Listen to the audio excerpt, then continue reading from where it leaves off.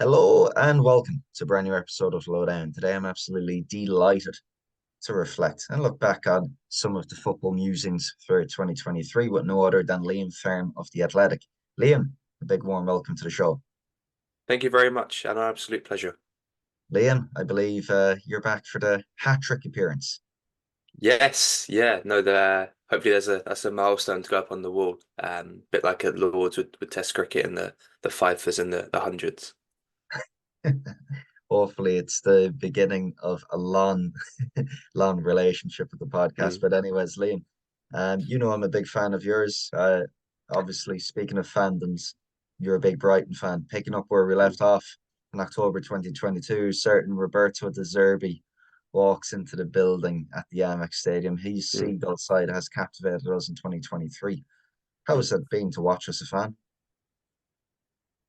There's been sort of every single emotion I guess you could possibly get. I mean, f for the most part, it's been really exciting. I guess you can sort of split that between this season. It's been probably a bit more exciting, maybe for the neutral because there's been goals at both ends. They've uh, barring the Arsenal game, they'd scored and conceded in every single Premier League game, which is quite an incredible feat sometimes. And that had been from conceding really good goals, maybe some errors playing out from the back. They had to juggle sort of fitness problems and injuries. But the first sort of I suppose 6 months of the year, was just a team really coming together, which I think, excuse me, even the most optimistic Brighton fan probably didn't quite expect it.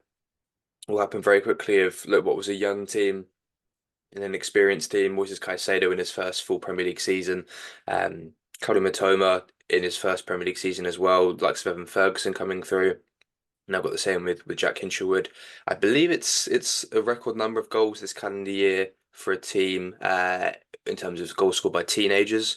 Brighton have also they've hit 100 goals this calendar year, which it's only the sort of the third or fourth instance of a non-Big Six team doing that in Premier League history, and that's sorry across all competitions. And to have sort of the Europa League within that, and they worked so hard for that and had a good cup run as well alongside that. Got to the semi-finals and were only beaten on penalties by Manchester United.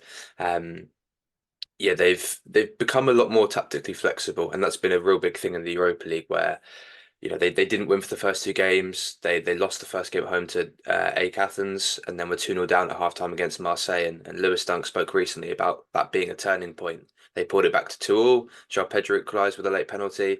And from then they didn't concede a goal in, the final four games or four and a half games, if you like, nine halves of European football, which to go to Athens, to go to Amsterdam, and to host Marseille, sure there's question marks over maybe the quality of these teams currently compared to their history. But yeah, De Zerbi has found a few ways to be a bit more flexible, not just be sort of that build up or the pattern based coach. Not always baiting the press so high. Sometimes now when teams sit off, which has been the trend, to see West Ham, see Everton, it's been finding a way against the deeper block. And that's one thing you spoke about there, tactically flexible. And indeed, you spoke about Brighton being a neutral's favourite team to watch. Indeed, they're one of mine for sure. The one thing I've noticed amongst the Zerbi's team this year as well, amongst all the success, there's been a heavy amount of rotation, as Mm. necessitated by Europa League requirements and so on and so forth. What have been some of the key principles of play behind De Zerbi's system or style of play, you could say, this Mm. season? Well, I mean, look, it's still really ball dominant. It's still really possession heavy. It wants to attack first. The pressing stayed high. I've seen quite a few more, I think, sort of out to in pressing movements or runs from wingers in particular, where they're sort of starting their run wide to cut off stuff to the fullbacks. So yeah, he often speaks about. He says sort of my philosophy, my DNA. The style of play that these are ways that he feels, I think, almost compelled to play, or that he doesn't know any other way. He was a number 10 as a player, so it's still a case of dominate the ball, move the opposition. Um, it just tends to be, I think, a little bit more now a case of it's Moises Caicedo and Alexis McAllister were the two the double pivot, the two central midfielders in. I think something like 70% of De Zerbi's games last season, and to not have either of them now, he's tried sort of Gilmore and Gross as his primary sort of double pivot, but they're two very different sort of more technical players, maybe not quite as physical. So he's had to sort of rely on sort of the number 10s a bit more. He's lost Sonny March out wide on the right. Simon Adingra offers a different profile as a right footer off the right. And he started moving the fullbacks at least one, sometimes two, depends on the profile. We've seen it with Jack Hinshelwood, who's another academy graduate recently, sort of moving in, trying to manipulate the block. But look, it's still front footed. It's still about goals and dominating the ball. If people want some examples, there's great goals there. The recent winner against Marseille, which saw on top of the Europa League group, came off a lovely passing move. And then both the goals were really are home to Ajax in the 2-0 win, and Simon Adingra's goal, the second goal of the away win over Ajax. Again, these phenomenal moves where it's still manipulate the opposition to find the spare man, and just sometimes the structure, I guess, is a little less rigid than it was last season. And I would say kind of what the coaching had on a huge part of that too. Huge part of that success has been the box midfield, which Brighton have deployed at numerous stages throughout the source of the campaign. But of course, having the box midfield necessitates really, it's based on a search of control in game. Mm. And it's a system which we've seen adopted with various success up and down through the leagues in the UK. Most pertinently, we've seen the likes of Aston Villa under Unai Emery, Mikel Arteta delve into it this season with Arsenal. Liverpool actually have been using it too, not only Brighton, but we've seen also Ipswich and Leicester in the Championship. Why do Yeah. you think this formation, or not formation, but just the box midfield Mm. in of itself has taken on such rapidly, Liam? Yeah, it's become a widespread thing. I recall Middlesbrough as well under Michael Carrick doing this.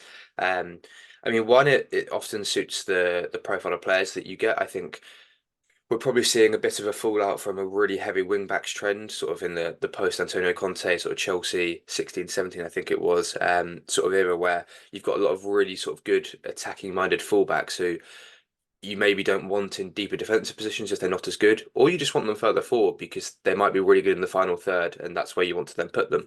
Um, so I think Middlesbrough had Ryan Giles, who was really pushing forward for them, um, and maybe had some defensive question marks, but was so creative. Ended up as I think the Championship's top assister, or he was up there last season. So I guess it's ironically not always about the profiles of the midfielders. Sometimes it can be, well, I want to get a certain wide player into a wide position. I think for Arteta and Guardiola, it's actually ironically quite defensive, despite them dominating the ball. Um, I think Arteta might be on record as saying Guardiola is the most defensive manager in the league, and he's probably pushing him close to that title now. It's a case of wanting to control the middle because it's the most dangerous part of the pitch. And I wrote a piece that's on the site if people want to go back and find it. This was earlier in the season where the top four were Manchester City, Arsenal, Tottenham, and Liverpool, and all four had or were using a box midfield, but in four sort of very different ways. So I noticed that, well, sorry, at least playing their fullbacks inside because for Spurs it's not really doesn't really become a box because they tend to have a single pivot, some more advanced eights that play further upfield, and they can bring both of their fullbacks inside. And that I guess has been the different trend because having done a level of research, not I'm far from an expert on sort of previous eras of football, but knowing the origins of the WM of Hungary in the 1950s and um, of Arsenal of generations gone, that this isn't a new concept of how you're organising the players. What I think is different is you look at how the game speed has evolved, the passes per minute, how fast the ball travels, the amount of ball and play time. This is a newer trend that we've seen in this sort of format of football where it's become really athletic. So I guess it's a case of probably as part of a counter pressing thing, wanting players in central positions. I think even for Liverpool sometimes it's as straightforward as Trent Alexander-Arnold is our best creative passer. So let's put him in the middle of the pitch where because he's so good over long range and long distances, now if you put him in the middle, you've opened up chips in behind to the left and to the right, you've opened up through balls. Whereas if he's just a right back or he's out wide on the right hand side, you limit his passing range a little bit more.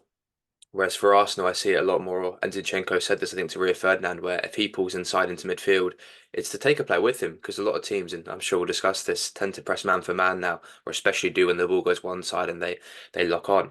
So if you step inside, either it's winger doesn't go with you, okay, well pop it in. I'm on the half turn and we're out with through the press, or likely he does come with you, and he says, then yeah, you can open it up, pop it out wide to Martinelli because Arsenal's team is built around having Martinelli and Bukayo Saka as real big wide threats and get them 1v1, that's his job done. So they can vary in really different ways, but it always comes down to, it has to, as you'll know more than anyone as a coach, it has to come down to the profiles of the players that you've got because you need to maximise those to win your games. I think partly, yeah, I mean, obviously, a huge part of the equation is massively predicated on obviously the players at your disposal in, but also it's I think the taste for the style of play that you want. And it's funny that you touch upon Arteta and Guardiola looking at this from a defensive point of view because I genuinely think they create the box because they want to have that plus one in midfield for transitional purposes more so Hmm. than offensive reasons. But again, you've touched upon it there. The reason why Liverpool may play the box is to have a certain player facing forward between the lines. Could be a Trent Alexander-Arnold.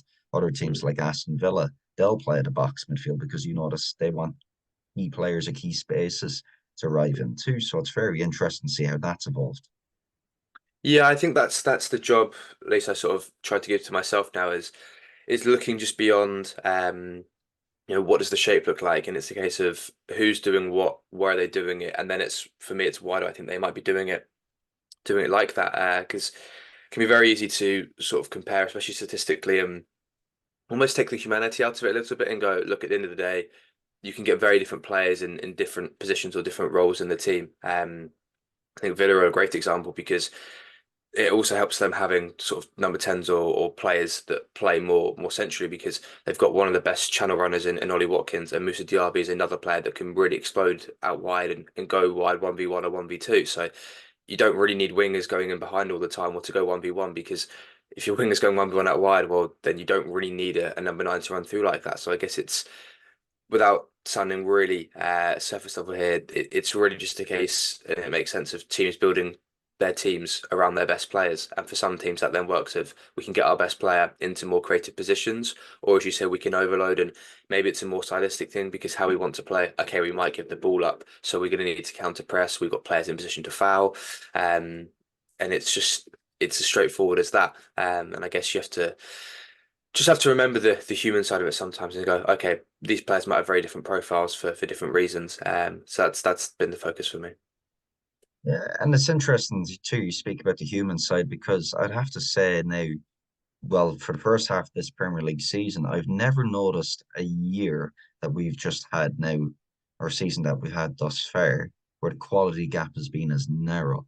And I think it's based on, you could have this from a variety of different ways too. You could have an Unai Emery going into Aston Villa with clear references, clear Mm. details in the first full season there at the club. And we've seen how tremendous they've been this season. You could see an Ange Postecoglou who's had the cart, the horse, and everything thrown at him with Harry Kane's exit. I believe the Yeah, fourth in the league, some of the references they have, it's absolutely stunning. We spoke about Brighton. It's an exciting time to be a fan. it really is. And I'm hoping there's sort of growing tactical diversity too. I think one of my favorite things is a clash of styles, and it's not just lots of teams sort of wanting to play a certain way. I fear that, and this is maybe a thing with an emerging generation of English coaches now, ones that have sort of just finished playing that a lot of them seem to desire. And I wonder if it's because of, recent managerial influences. I found as well that a lot of the English players of this generation were sort of former central midfielders, and coaches very understandably want to play or have their teams play either how they played when they were a player or how the teams they were in played. So I guess that's shaped, what they're liking is what they're used to. And you do then get a lot of this desire for a very Eurocentric model of positional play where it's okay, it's that 3-2-5, it's the box midfield, and it's wanting to control possession. I always see that thing of clubs saying, "Oh, we've got a philosophy of how we want to play," and I don't think I've ever read a philosophy that wasn't high possession, dominate, control games, and then high press, win it back at the first opportunity. I don't feel like I ever read a style of play that goes low block, we'll play on the counter.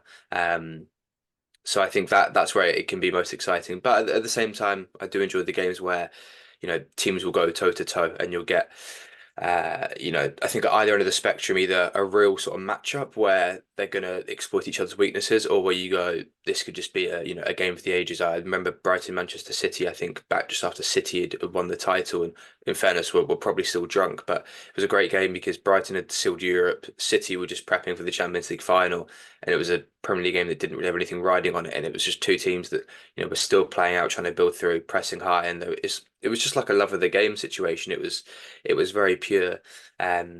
So I realize I've digressed really from the original question, but I think that's the best part of the pulling power that the Premier League has. I mean, look, I watched quite a bit of Liga, and Will Steele-Rams was heavily linked with the Sunderland job, which I mean, no disrespect to Sunderland, but to see a manager that's in the top 4 or 5 teams in Liga, and Shawham's maybe punching a little bit above their weight, especially relative to budget. But that's a competitive, above average, top tier French side, and that coach who is a really young, multilingual coach, possibly going into England's second division. You look at like Sevilla Iola of Lopetegui, where they've come from in Spain, and Emery too, in terms of the European pedigree, to walk into clubs which aren't directly in Europe in the Premier League is incredible. And I think that you just have to sort of enjoy that, don't you? Because that I think people sometimes don't give managers enough credit for the quality that they can bring to elevate a team. And sure, it might be in a small period where you get it for 6 months, but it's really really good. And look, I really do sort of hope that Aston Villa can just be disruptive more than anything. I've got no real hopes for them of like they don't need to contest a title, but just do something to upset the apple cart a little bit. I think can be can be really fun. Yeah, and it's really interesting to pull you back to the start of that monologue there. Very much interesting when you speak about English coaches becoming a lot more Eurocentric, because if there was ever two better, I suppose, examples of this are two former battle-hardened Premier League centre halves, Mike Williamson, who up until recently was manager at Gateshead, Ian Evatt, who's still manager at Bolton. They play very much both play progressive, really styles of Mm. play of football, and they've both been on record saying they've been heavily influenced by Pep Guardiola. And I mean, to speak about the great man himself, I mean, Manchester City, they've let up 2023, Liam, I suppose, with their treble win, of course, undoubtedly. A big turning point to remember was last January, would have been on Wednesday or Thursday nights when they were 2-0 down to Tottenham to come around and win 4-2. I mean, Guardiola and his quest of control, what have you seen from City since the season that is or this year that has really intrigued you? Well, their defense just got better in the Champions League. They always score goals. You look at when they went out against Spurs a few years back now, and I think they won the second leg 4-3 in aggregate. And Guardiola, there was great quotes from him. I think it might have been after the Leipzig game. I don't know when they won 7-0, and he was saying that it was like the reason we've gone up before is he literally was like we've conceded stupid goals. And it was that thing we were saying before, the reason why the box midfield might come in, and he was quite similar, I think, in the Bundesliga from what I've seen with his Bayern team of being like, this is such a transitional league. I want the fullbacks inside because I need to control the most dangerous space. Look at some of the goals they conceded. I think Lyon in the single leg knockout game in particular, where they conceded big goals on the breakaway. Sure, this season they've still conceded breakaway goals, but those opportunities are going to be inevitable, I think, at some point with the style that they want to play. So it's minimizing those and then defending them well enough when you get the opportunity. So that added physicality in the back line, I think really helped as well. I mean, realistically in the Champions League, they in the final, sorry, they've been really, really good defensively up until that point. They control games well, but they'd also really sat in against teams. There were times against Bayern Munich in the second leg where, they'd have their wingers back down in what was a very Chris Hughton sort of back four that became a back six when your wingers are deep and, going sort of 2v2 out in wide spaces. Their press was excellent. Bernardo Silva was phenomenal, just repeatedly pressing defenders. And again, I was speaking about the outswing pressing earlier on. That was something they did really, really well of knowing when to sort of sit in a block, when to press off the sideways or backwards passes, the bad touches. I think of the Bayern game where they pressed Upamecano really well. The Leipzig game, they were phenomenal in the press. And there's either the second or third goal, I think they've just scored, and like Haaland's pressing high. By the time the TV cameras even cut back to the broadcast, they've won the ball back and then they're on the attack and going to score again. And this is something I wrote about back in April, and it was sort of linked to Inter as well, because Inter have been so good defensively that having that defensive base is a hallmark of the Champions League winning team. So when they got to the final, I was like, they're in their best position ever to win it. And you look now, I think there's four Champions League finals in a row that have been 1-0. I think the last few Europa League finals have been won on penalties. That these are such tight games now because teams are so good defensively, and City finally sort of got to that point. From what it sounds there, it sounds as though you're describing a team that's defensively compact, defensively rigid, with Mm. clear pressing cues. Why do you think that defensively this is such kind of a theme that we overlook when analysing Guardiola and analysing Manchester City? Well, I think people just like goals, right? And people like having the ball in possession. It's probably a bit of a weird self-fulfilling prophecy in the sense that like, and I've always found this a little bit strange about the Red Bull teams that do have sort of pressing and high intensity as a big mark of their play. That if you're a better possession team, well, you'll keep the ball more and you'll do more of the thing that you want. pressing, and Ange Postecoglou's spoken about this, is kind of just a vessel to get the ball back because the better pressing team you are, theoretically, you should end up doing less pressing because you should win it back more quickly.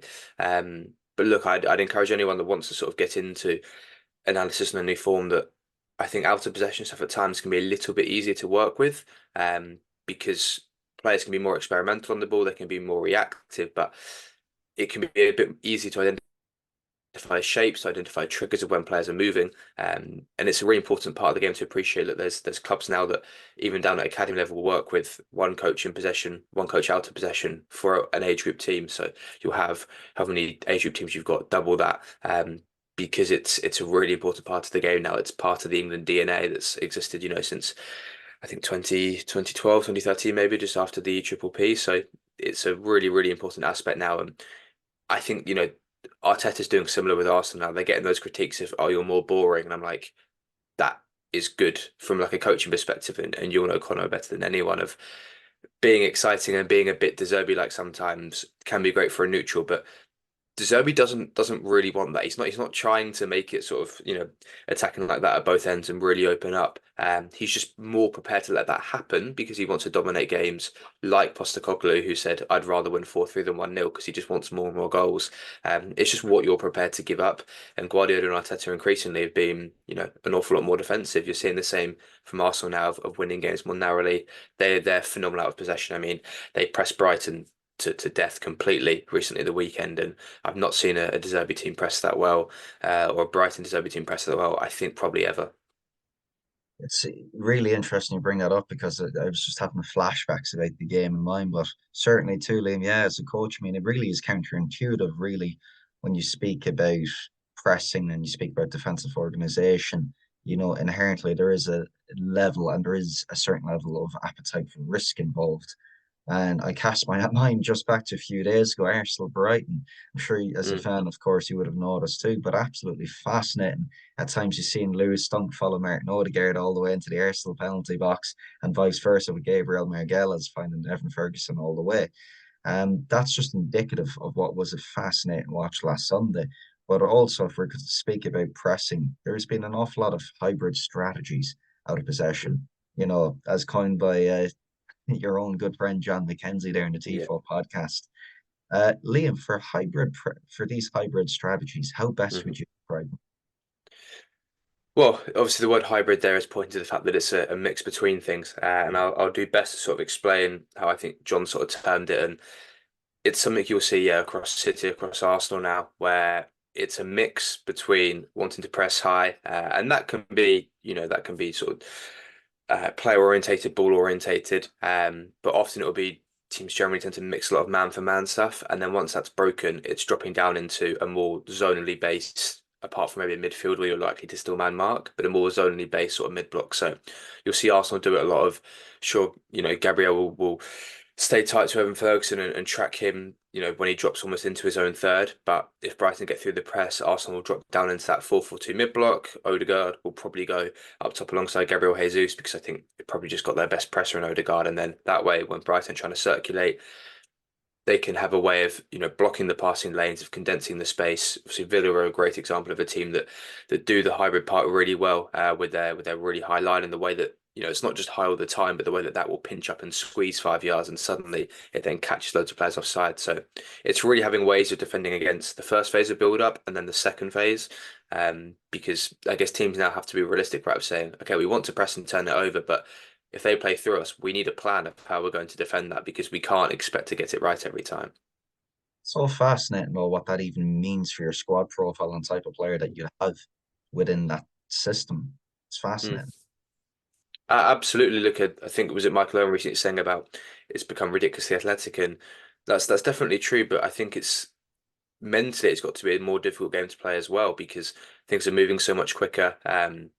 Players have to be really smart. I mean, you'll see, even strikers who people don't often associate with having big defensive workloads are having to do an awful lot of scanning without the ball because they need to see, okay, there's a great phrase that Sean Dyche uses, like north side with in terms of where he wants his strikers to stand. If he wants them, in front of the pivot or between the pivot player and the goal, he'd say, I want them north side. If he wants them behind them, he'd say south side. And okay, if you're in front of that number four, well, you've got to keep looking left and right because if he slides 5, 10 yards either way to receive a pass and you're stood still, well, then you're not doing your job very well. So it's really fascinating to watch, and one of the reasons why I try to watch games back as well, or go back through clips and stuff, because trying to spot it all in real time can be really, really difficult. You're trying to sort of assess a base shape straight away, or see, okay, what does the strategy look like? Who's going what? Who's going with who? Where's it sort of happening? Where does it start and stop? So it's quite something to try and pick apart. It really is interesting too, and it's fascinating how you're seeing some of the top teams suffer at the highest form. Of not having, I would say, access, or not having clear game management principles related to their hybrid strategy.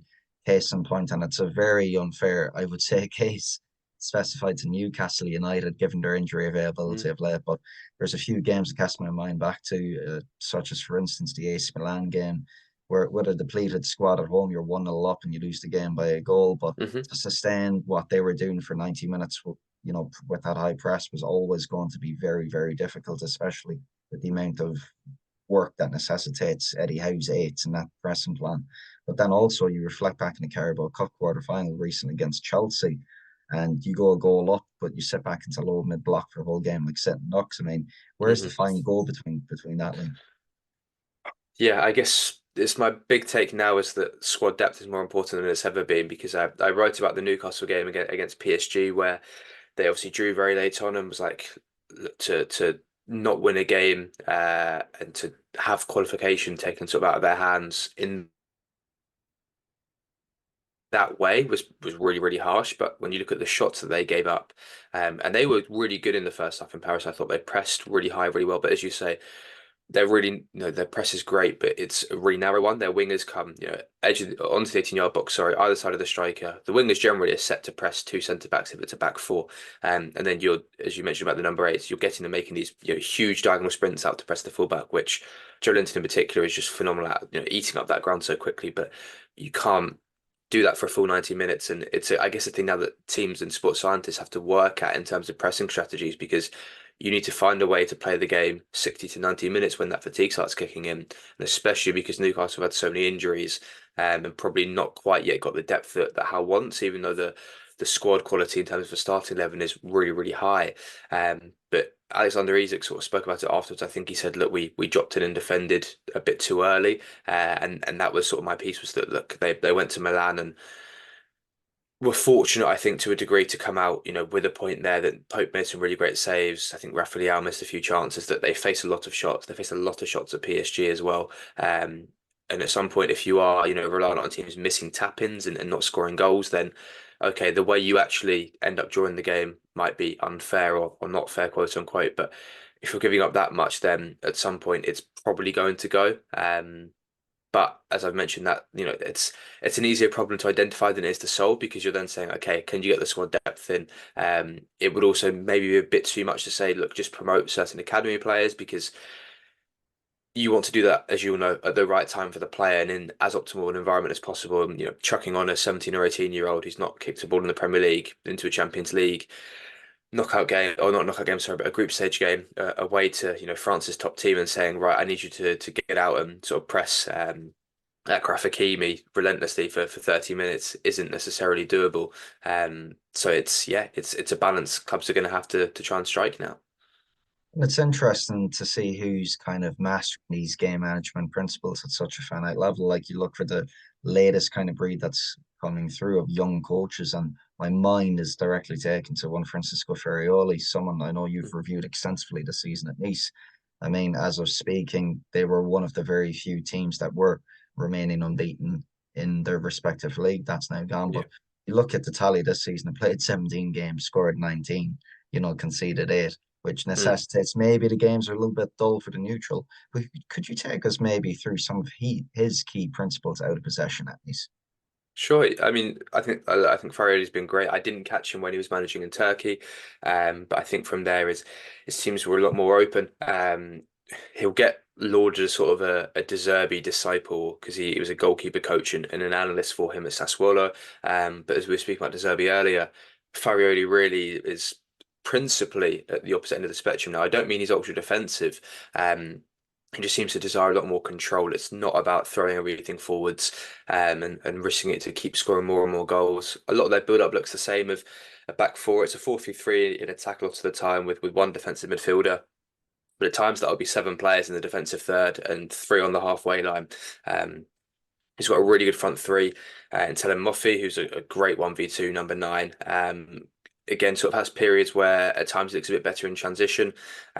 Isn't always a great sort of penalty box or low block sort of striker, sorry. Jeremy Boga, who obviously Premier League fans might remember, plays on the left. And Gaetan Laborde on the right is a bit more of like a wide forward, whereas Boga's a bit more of a dribbler. But they tend to build up quite similar to a De Zerbi team, but are sort of quite prepared to go along from the goalkeeper. And look, Marcin Bolka, their goalkeeper, I think this is I'm not sure how old he is, he might be 24, 25, but it's his first sort of season of playing regular minutes as a number one. He'd been at Chelsea, been at PSG, and been a backup. So it says a lot from a young manager. I think surely Ligue 1 gets its critiques for not always being ultra sort of competitive, but it's a league that young players come into to develop. And okay, he biological or chronologically, sorry, might not be young, but his footballing age isn't very high if he's coming in now and being entrusted, by Farioli to build out and to play that way. And defensively, I think it sort of shows their approach. They're a great example of a team with a hybrid approach that will often lock on and press man for man. They can be a bit weird in bringing Laborde, who's their right winger, often actually into the middle to make a front two. Um, when they play up against the back four and then requiring a lot from their right back to sort of jump to the opposition left back, then end up with sort of three on the halfway line. And they've got Jean-Claire Todibo, who's a phenomenal ball player and got a really good athletic profile as well. He's quite similar to William Saliba, I suppose, as someone that you can trust to run backwards towards his own goal and he'll just eat up anything that goes into the channels. But then when Nice's press gets split, they drop into you'd think almost a 4-5-1 from a 4-3-3, but they actually drop in their DM into the back line and make a 5-4-1. So they add that, we're talking about plus ones earlier in terms of build up, but they add that one into the back line at times to mark the striker, but it also gives them, more of a presence in defending crosses. They're prepared to then say, okay, you split us, have organised control possession. I think Nice games tend to be, and they personally, I enjoy them on a tactical level, and maybe for people starting out, they can be a bit easier to watch because they can be a bit slower, so you can spot things a bit more easily. Um, but they tend to be, games of real settled possession, punctuated then by mistakes or turnovers, and suddenly the game sort of clicks into life. It's a bit tournament football, like I suppose, of it's not at all lacking in tactical quality. It can just be very slow, and then suddenly something happens, and it all pops into life. Really interesting too. I mean, if you speak about Aston Villa in the Premier League, and obviously you're speaking of Nice there in League On, it really does seem to be kind of the year, or in fact, the season of the underdog. And I think Mm, that view is kind of even more preempted by the success of Spalletti's Napoli mm, earlier on this season. If you look at what Girona under Michel is doing now in La Liga, if you look at Xabi Alonso's Leverkusen, it really is a season of mm. disruption. However, speaking with Stuttgart Matthew too, yeah. Stuttgart, sorry, as well. And Honest there is a very, very young coach. Speaking with Matthew Clements recently at the FIFA training centre, I mean, his ardent Mm, view is that this kind of stems from, it's a follow on really from last year's World Cup, Winter World Cup. mm, I remember we were previewing that as well. But, speaking of more teams now attacking through time and not space, mm. really interesting on the continent, just watching so much disruption from these young protagonists and coaches now. Yeah, I think it's phenomenal, and look, this will be the next generation of coaches you hope, and should theoretically sort of only get better. Um, and I imagine there's parts of them that might have game models or styles that more closely resemble the current game, just because they played closer to it, um, and maybe have more experience with analysis and more sort of broad tactical things. I think you hear a lot of players. I feel like they're the generation of players that sort of said the academy players coming through now have had analysis sort of all their life, whereas these players were like we've sort of had it in the last 10 years that might not always have been used to it, but no, I think it's great, and that's obviously been a big criticism of the Bundesliga with Bayern's dominance happened in Liga as well, even though you've you've kind of had periods where there's always sort of an underdog at some point where you've had Monaco have had a spell, sort of most recently, but PSG, tend to control the league there. Serie A, I think, it's been great for sort of variety of winners, but that's also come because Juventus have had big off the field problems, right? It's not necessarily been a pure sort of tactical quality thing. But then it was good last season to see so many Italian teams, go deep in European competitions, albeit none of them ended up with any sort of silverware. So I think football's probably right for it now when you look at sort of having 7 or so years to sort of Guardiola, Klopp, things get sort of very settled that I think it's the perfect time for things to come in and shake things up a bit. And I'd have to take you back to a recent article which you penned about Arsenal when you were speaking about their goal threat on the Athletic. It's come from a Mm, multitude of different sources. And I think a good case study, if you're not already drawn to them, of course, Liam, is Bayern Leverkusen. Because looking mm, through the stats ahead of this morning's podcast, absolutely insane. 25 games this season, 22 wins, 3 draws, 0 defeats, 81 goals scored. And if you look at how mm, those goals are kind of spread out throughout the team, you have striker Victor Boniface with 16, Florian Wirtz next with 10, and you have the mm. two wing backs, Alex Grimaldo with 8, Flying. Jeremy Frimpong with 7. Yeah. Crazy. It is. I actually caught a bit of Leverkusen at the back end of last season, because a few people have flagged them to me to watch, and I actually put them in a piece of tactical teams that people should watch coming up for this season. Look, I think they were the one that really stuck out of them. I think I put in 5 or 6, and there are a few that didn't do quite as well. But yeah, they're flying wing backs the whole time. Frimpong in particular, again, I think these aren't, Grimaldo as well, players that have been so attack minded, that then suit that way again with the more conventional box midfield that want those sort of authentic tens. And Florian Wirtz is a delight because he's had, I think, a very serious ACL injury, so to come back and play the way that he does is fascinating and just quite fulfilling, I think, because you hate for injuries to ruin a career. But yeah, their attack, their passing, their combinations in central areas, their ability to sort of hit teams out wide and attack in various ways is amazing. So yeah, if people do anything, absolutely watch some Leverkusen. They are great fun. You would wonder too what is actually on the cards for Xabi Alonso. I mean, this is one. I think it's his second or third season in full-time Uh, management. He's at the yeah, start of a burning career. We look at the influences of Benitez, Mourinho, and Pep. mm, Certainly bodes well. it does. Oh, it absolutely does. I mean, look, they're probably lining him up for the Real Madrid job, aren't they? If Ancelotti moves on, but no, it's then you just don't want to rush people like that, do you? You almost want to enjoy it as much as you can before you sort of fast track these people to the top. Lovely. The one thing I'd have to say too, I can reflecting upon in 2023, Liam, has been the proliferation of a coach's methodology. And suffice to say, within that, not being too much of a drop off, because we speak about Xabi Alonso just there now. I mean, he's Mm, had negotiated tenuous period between Bundesliga football and Europa League. Every Thursday and Sunday. De Zerbi's done similar at Brighton. Unai Emery's done something similar at Villa, and it's been kind of really intriguing for me to see that despite heavily rotated sides, there seems to be little to no drop off in terms of quality.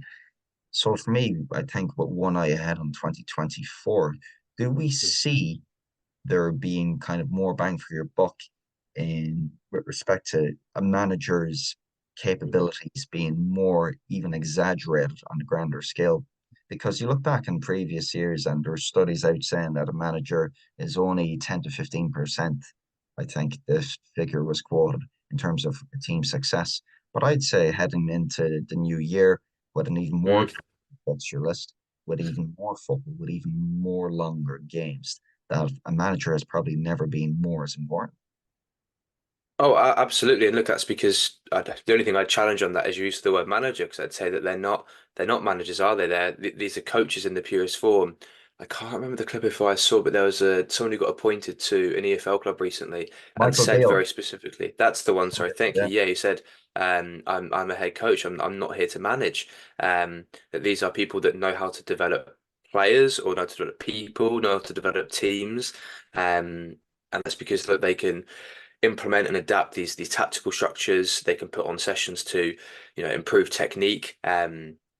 I wouldn't say teach new skills as players can do everything, but it's to refine stuff, to maximize strengths. And they can now couple that with the sports science, with the analysis to know when to drop players in, to take them out, how to adapt based on the opposition that they're going to face. So that's become a huge part of it now for sure. And I agree with you, especially if you want to compete on all those different fronts now, you need to be adaptable is the big thing I've taken away from it, that having a clear identity is really important, but there will come a sticking point and it will work for sort of maybe 80, maybe 90% if you're really, really good at the time. But it's when do you make those tiny subtle tweaks and go a little bit different? Like even City for their all their box midfield play in the Champions League final, pushed John Stones into an ultra aggressive position, and then he went and clocked what was it, 6 out of 6 successful dribbles, had the most I think since Messi in a Champions League final, which is if you're only behind Messi in a stat, then you're doing pretty well.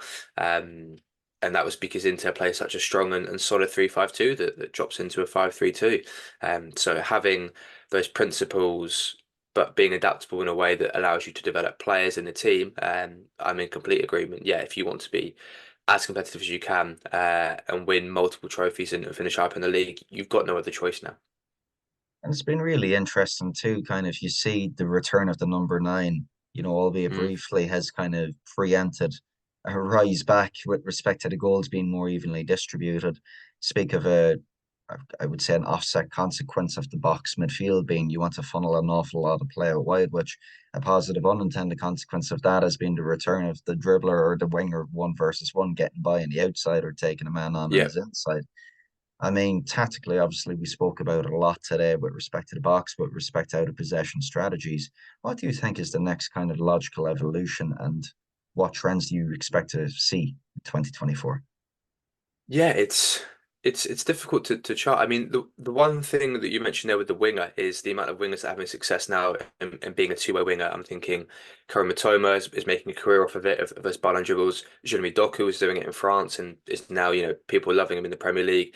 Armand Loriente is another one who's at Sassuolo. These players that are really, really quick but can go both ways. And I really wouldn't be surprised to see the return. And Pep did it, didn't he, a few seasons back of the return to the right sided winger to the left footer off the left. I think he had Sane, didn't he? And then Sterling off the right. So even if that might be a case of uh, coaches now sort of switching wingers more during games and going, you know what, for sort of 5-10 minutes you can have a go on the outside. I wonder if the fear is it just makes you more predictable, that if you can at least cut in on your favoured foot and then your backup is to go to the byline, then you keep fullbacks guessing the whole time. I think Luis Diaz against Everton was a great example when they went down to 10 men and especially with the amount of red cards you're now seeing and having to adapt to playing with a man up or with a man down, and that again might be a second answer to your question of finding ways to play in alternative game states. Yeah, you find the space gets so condensed in the middle, and you go, okay, well, where's the space left? It's on the outside. Having someone and being that two-footed winger that can go on the left, and if you're a right-footed cutting in, is massively important. I think that's a key facet of it too that we've overlooked. I mean, what are the key spaces in which you want to arrive? Are you Mm, playing against the back four? Are you playing against the back five? Are you playing against the low mid block? Because mm, it's been interesting. Years ago, I was reflecting upon this with a friend recently. The days of Sane and Sterling playing, natural width on their favorite mm, side is, it's long gone. You look at the Manchester City now against the low block, one of my favorite solves, having a wrong-footed winger on their wrong side, but then having the same footed 10 on their yeah. side. So you could have a left footer like Bernardo on the right and De Mm, Bruyne making those channel runs into the 10 space and vice versa on the left. So many different ways to arrive mm. and kill the opponent. So that's going to be absolutely fascinating to watch for in 2024. Yeah, I agree. I mean, that's become one of my favorite moves. Really, is the seam run style, that the 10 going between the fullback or the wing back and the centre back, and City do that so well. And look, it's even to the point where you can predict it, but you can't always stop it. And they were pick. I know they drew 1-1 at the end, but they were picking Liverpool apart with it. And it's become you know, one of those moves now that I think is what football's now becoming reduced to again in a good way. Is it's a collection of, it's a game within a game, a 2v2 or a 3v3. Can you make a 2v1 here? Can you get a +1 in that situation? So yeah, they're great for that. Liam, it's been absolutely fantastic, anyways, to have this chat and I suppose take some stock at the end of what's been Mm. a manic and equally enjoyable football year. I think there's been a fair fewer exotic journeys on podcasts taking you from Gateshead to Nice. Yes, exactly. Well, no, thank you very much for having me. An absolute pleasure.